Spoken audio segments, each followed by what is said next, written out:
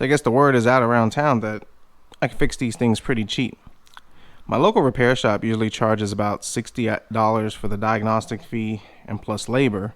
And with a weed eater like this, usually the bill's going to run you anywhere from $100 to $150. And a couple of more dollars past that, you could typically buy another one that'll last you about 2 or 3 seasons before you run into issues with it.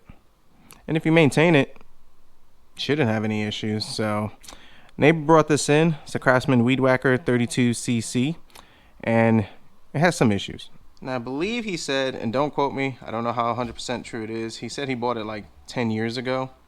He used it and it never worked consistently. And you can see it's been sitting. The cobwebs, the spider eggs, all that good stuff. It's pretty rough. He just kind of threw it in his garage and just left it as is. Now the problem that he ran into it with it was that he bought it brand new, and when he used it, it would work good, but like the next day he couldn't get it to start back up. He brought it back to Sears and they diagnosed it and they could not figure out what was wrong with it, and it was still under warranty. He said Sears told him that there was nothing wrong with it and they couldn't get it to replicate the problem. So he took it back home, did some weed eating with it, and sure enough, it started doing it again. He would use it for the day, and then the next day after that, he could not get it started. So as you can see, these fuel lines are just destroyed and done. The air filter is just disintegrating. So it's been sitting for a while, and it's been sitting with fuel. And most of the times that I find that people, when they don't work or they don't use it for a long period of time, they leave it sitting with fuel. If I know I'm not going to use it for a season, I drain the fuel out of it, and that usually helps make it last a lot longer. Just run it till it's dry. The fuel just tends to destroy and eat up the carburetors, and that's typically the issue that I found. So of course, the fuel bulb doesn't even exist anymore. It just kind of got disintegrated with the fuel, so that's junk. This is the carburetor. I cleaned it up a little bit, but if I'm honest with you, the issues that he's having with it is more consistent with a faulty carburetor. Maybe it was just made defective from the factory, and just the luck of the draw, it wasn't working right. He said he used the right fuel for it, and you know, I have no reason to not believe the customer on it. So instead of just taking this thing apart, I just went ahead, got on the whole interweb, and just got a new one. On one of my last videos, I showed that the HIPAA, I'll figure out how to pronounce it one day, carburetors are actually pretty decent. A rebuild kit at my local shop, they want $25 for it. This whole kit was $20. Comes with the fuel lines. Of course, it's not the right fuel filter, and it comes with our carburetor, the gaskets we'll need, along with a fuel filter. And I paid $15 for this. So for everything it comes with, it's kind of the better bang for the buck. And like I said, those HIPAA carburetors I've been buying, they've actually been working pretty fantastic. And another neighbor whose weed eater I fixed, he hasn't had any issues with it, and it's been cutting like a champ, and it's already been 4 months into the season. So that's the route I decided to go. Also comes with the screwdriver, which I already have, spark plug, which I never use, the bulb that I need, and our filter. So I had to look this one up by the part number. This is a Walboro, and the number is the 2814WT528. When I kept on looking it up by the model number for this Craftsman weed eater, I could not find the exact carburetor for it. But when I looked it up at this by this part number for this carburetor, I found like it came back to a pull-in and another manufacturer. But the carburetors, I've already looked at it, are identical. And even though we don't have the correct filter for it, I do have extras that I keep lying around. Should be able to make it work. Not to mention extra fuel lines. So let's get started. So I guess while I'm here, I'm just going to take off the rest of this filter because, well, it's junk. I mean, this thing's just like dissolving.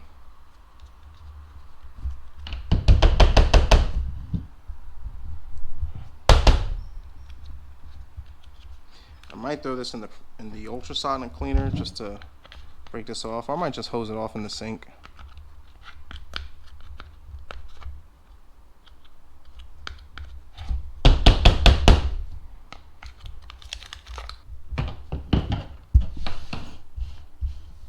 So now, it would be nice if this was just as simple as just replacing the carburetor, but unfortunately, The fuel line's rotted off, which is that's fine.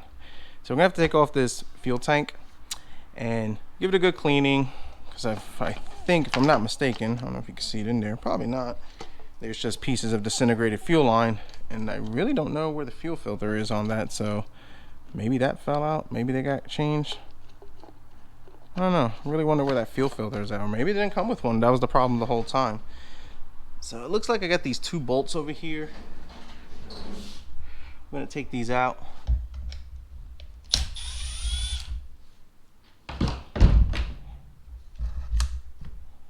Now, I do want to take this spark plug out. Just check it.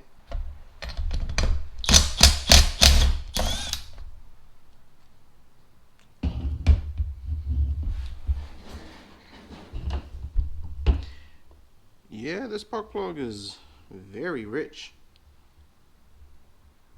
A lot of oil and soot on it. Maybe he didn't use the right mixture. Maybe it was more oil based than anything. Not sure, but I've never seen a spark plug that rich with these, which makes me think that there was probably an issue with the carb the whole time.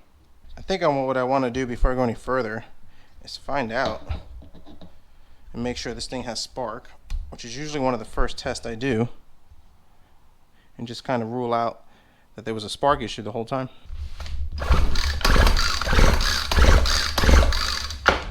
Got spark, and the compression feels fine. So as you can see, there's a fuel line in there. We got to get that out. That was easy. What's crazy is I can't find the fuel filter. Or maybe it's right up there.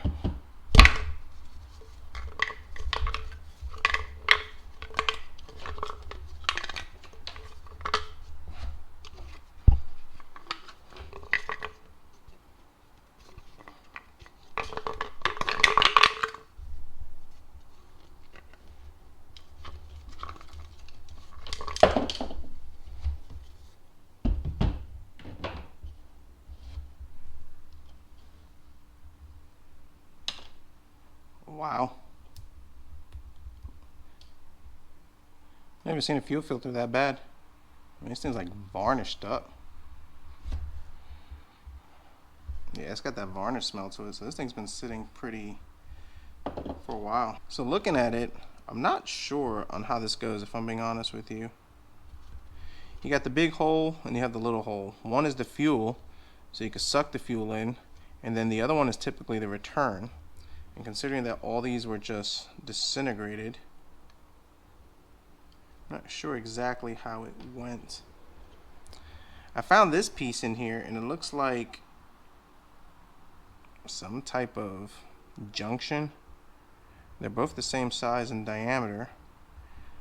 I could fit it in there, and then it would fit this new line. That might be an option. I'm not sure. I might have to think about that for a little bit. But what I'm going to do is I'm going to clean this up, and while I'm cleaning it, I'll give it some thought. Alright, got that cleaned up. Brake part cleaner and actually a zip tie actually works really good, as it's not too aggressive, but it's able to kind of break up that lacquer or that dried up fuel. So I got to thinking about this, and I've done this before. I can't seem to find like parts for this weed eater for whatever reason. And this hole is smaller than this one. So now I'm sure there's some type of way to put this in, and if I put this in this way, it would fit in and it'll snap in, but the issue that I have is that you have this part right over here, and it might not make as good of a seal as I like. And considering that this was found inside of here, I'm not sure how they work that'll orchestrate it. Now these fuel lines pretty much seal themselves in the sense that they're tight, and it acts as a gasket when you put it through the hole. So this will fit through there, but this won't. So I've done this before, and I got a 5/32 bit, and if you see, it fits perfect right through here. And it's still a little loose. Maybe I could go one size bigger, but I'd rather have it a little smaller. But I'm actually going to drill this out to the 5/32, so these two holes will be the same, and then I could just run the line for the return and the one for the fuel feed. So we're going to do that.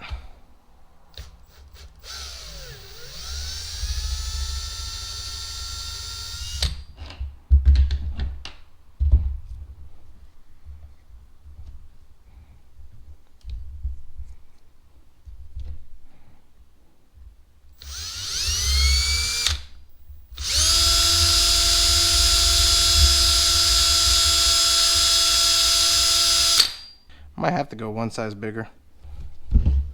Well, I don't have a drill size to do that, so maybe just wallow it out a little bit.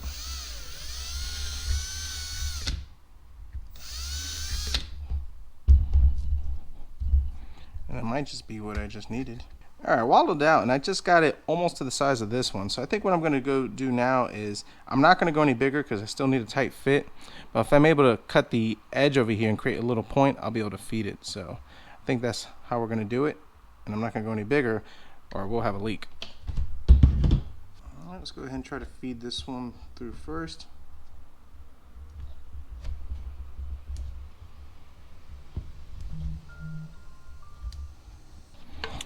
Let's see if we grab that.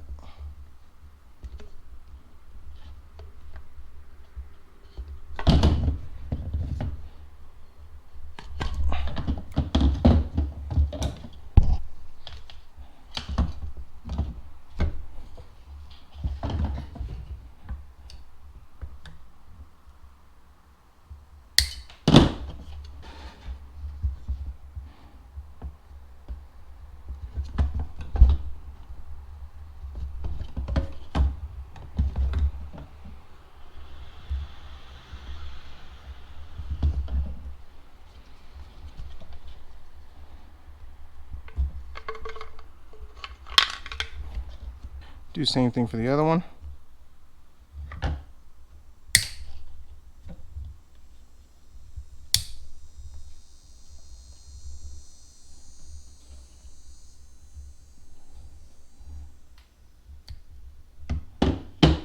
And all I'm doing is cutting it in half. That way it feeds through, and then I'm able to pull it and it'll squeeze right through. So it's kind of what it looks like.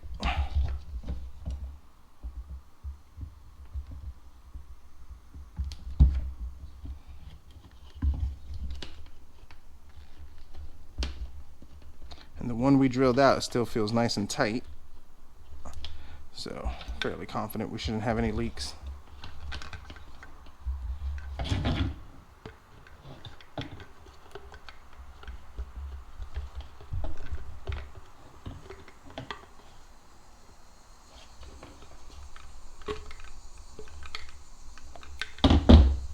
The reason why I'm pulling this one out, even though this is just a fuel return, and usually you just have it like maybe ½ inch to ¼ inch sticking out, just so we could get that broken piece off, and then we could pull it out.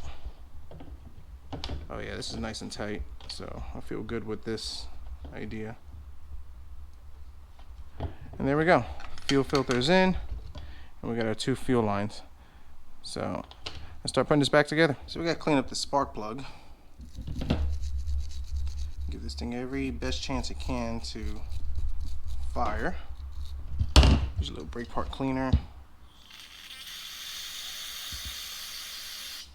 Help break and loosen it up. Just a light bristled wire brush.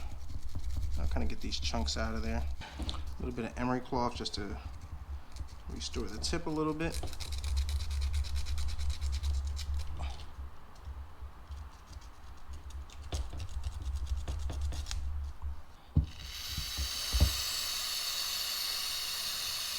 Looks a lot better. Check the gap is fine. Now one might argue just to change these, and honestly I've never had these go bad, and I've never seen them go bad. I'd rather use an old one that I know that works versus those new aftermarket ones. My recommendation for the spark plugs, clean them and reuse them, because they rarely go bad, and don't change them. I mean, there's a company that makes some E3s, those are junk. The aftermarket ones that you get from Amazon, they don't last worth anything. So these spark plugs, when the engines go bad and I have to junk a weed eater, I keep them, clean them up, re-gap them if need be, and even the gaps rarely go out on them, and I put them back in. Pop our new bowl in. Only goes one way, so don't mess it up. Alright, so let's put it back together. Kind of messing around with this. It's probably a lot easier to put this back together and show it without having the fuel tank on top. So check our gasket, make sure all the holes and everything lines up, which it does. So this is going to be the gasket for right over here. And unfortunately there's nothing to kind of hold everything in place. So we got to put this into the throttle, which the linkage goes on the bottom hole right over here. just like so. Our gasket hangs out right over here. And then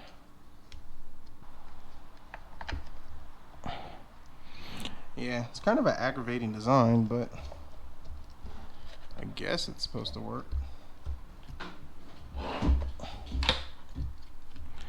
So gasket, linkage, carburetor, the bowl housing assembly. Let's just kind of get a screw through it.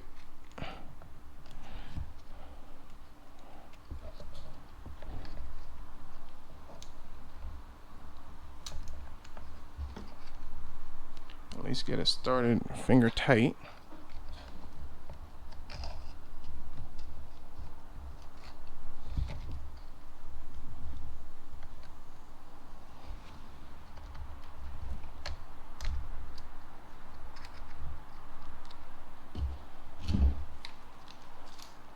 Let's see if this works.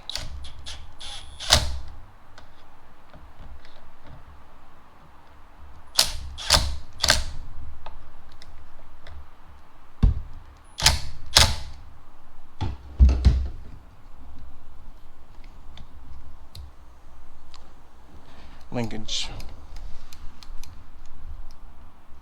All right, linkage works. So that's put together, but then the next issue is that I still got fuel lines I need to do over here. So I'm gonna have to play with this a little more. So this one's a little aggravating to work on. Usually it's easy to route the fuel lines, but considering where everything is over here, I kind of gotta leave this roughly assembled right over here, mount the fuel tank up here, and get these fuel lines routed. Okay, so I had to do this off camera because there's like really not a lot of space for it, and I've already had and tested it. So pretty much the fuel filter goes into the bottom fuel inlet of the carburetor, and then the angled one goes into the smaller nipple of the bulb, and the longer one goes into the return. Yeah, it's definitely not a lot of room. I went ahead and tested. Carburetor is priming, fuel is returning, so I'm pretty good with that. Now the fun part is putting this all together. They really don't give you a lot of room for these fuel lines, and this is going to be quite interesting when we try to put this together, but let's just see what happens. So now we got to slide this gasket in.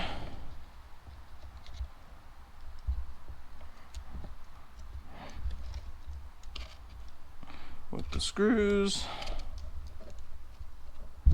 Make sure this line kind of stays up over like so.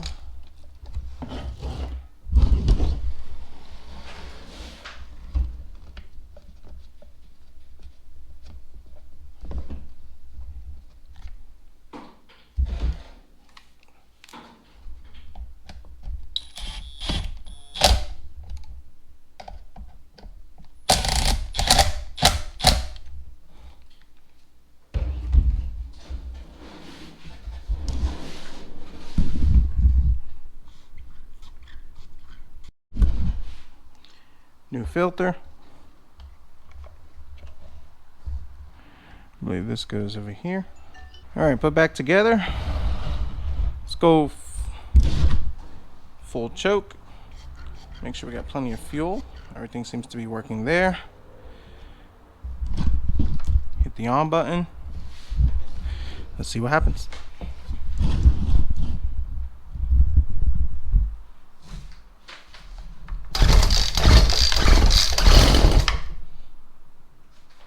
Good start.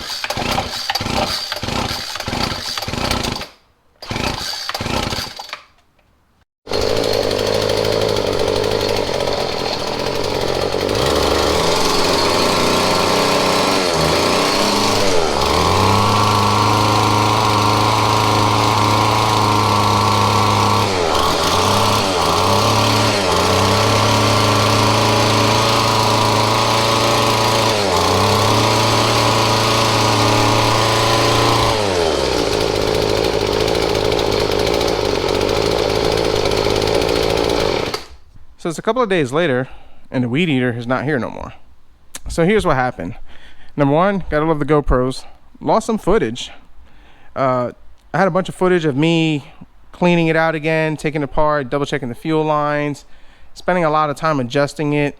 And long story short, I could not adjust that carburetor. It was just maxed out. If I turned the screws counterclockwise and did it to factory settings, well, no matter what I did, it would run poorly. I literally had to have the screws all the way tightened down all the way to the right, and that was the only way that it would work. After doing that, I took apart the old carburetor, went to give it a shot, cleaned it up, put it in, and it wouldn't run at all. So found that to be very interesting. Finally, I decided let's do a compression test on it, and I found that it had low compression. So I talked to the customer and I told him, hey, this is what I have, this is what's going on. And he informed me that he took it to Sears one more time before he kind of parked it for a while. And Sears kept it for a month, said they could not figure out what was wrong with it, gave him his money back and told him keep the machine. I think they knew that it had bad compression. So that's the way the cookie crumbles sometimes on it. I hope you enjoyed this video. Thanks for watching. Subscribe if you're not, and we'll see what we fix next.